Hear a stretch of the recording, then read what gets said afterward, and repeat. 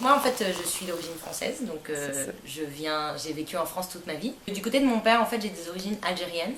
Les gens croient que je suis espagnole à cause de mes grains de beauté, mais non, c'est arabe, algérienne en fait. Et je vis à Montréal depuis 8 ans maintenant.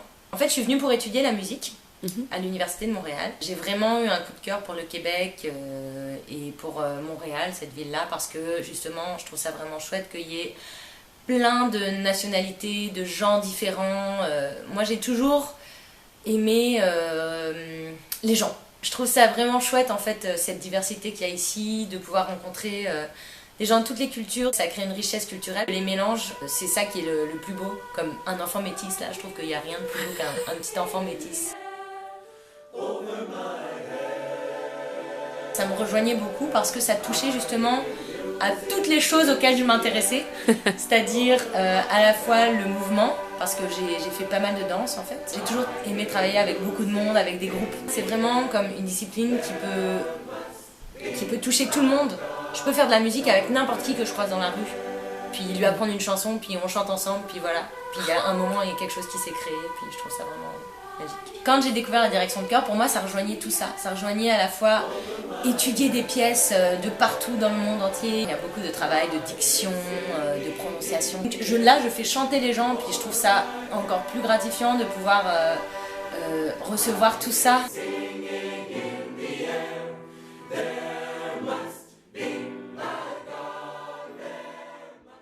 J'enseigne la musique aux enfants et j'enseigne le chant choral, donc je fais du chant avec eux, mais aussi de la musique en général, 6-7 ans jusqu'à 13-14 ans. C'est vraiment des éponges. C'est comme si leur mémoire est encore toute libre. En fait, je me pose beaucoup de questions sur quelle est la meilleure façon d'apprendre pour les enfants, et je me rends compte que quand on est petit, on est plus relié à notre corps, et plus que quand on grandit. Je suis en train de me former dans une technique génial qui s'appelle la technique d'Alcroze. C'est un chemin vers lequel je m'engage beaucoup dans ma façon d'enseigner. C'est une façon d'apprendre la musique par le mouvement, par le corps, par les sensations. Au lieu d'apprendre par juste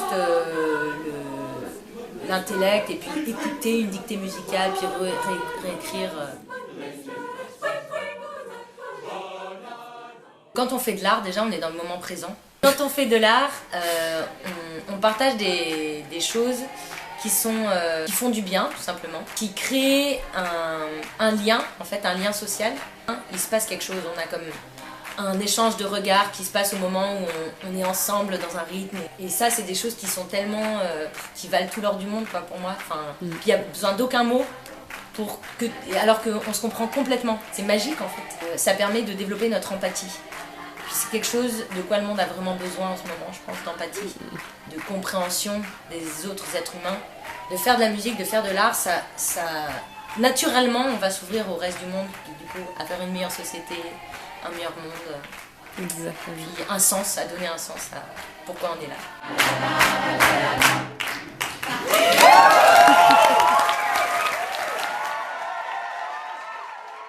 Pour communiquer, bien sûr. Je trouve ça vraiment chouette, la diversité des langues qui existent, puis ça me passionne vraiment là, de voir combien il peut y avoir de différences entre, même dans une même langue, en français par exemple.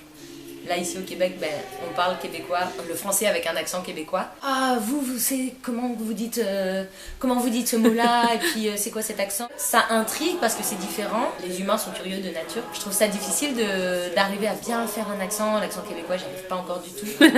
Pourtant, je m'entraîne vraiment.